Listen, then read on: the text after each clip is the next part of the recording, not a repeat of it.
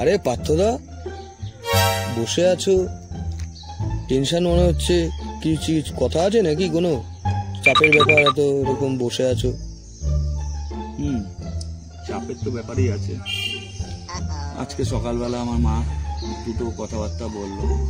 আচ্ছা, সেটা নিয়ে আমি একটুখানি টেনশনে আছি। কি বললো?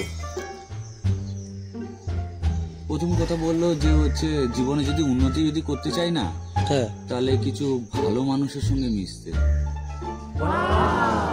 ভাবছি যে আমি যাদের সঙ্গে মিশি তারা কি সবাই কি ভালো মানুষ? এই বলছি কি ভালো মানুষ না খারাপ মানুষ?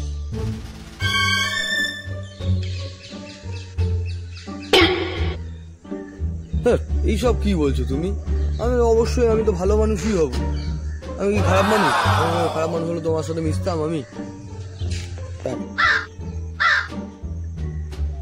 তুই রাত্রেবেলা কি খাস? ভাত খাস না রুটি খাস?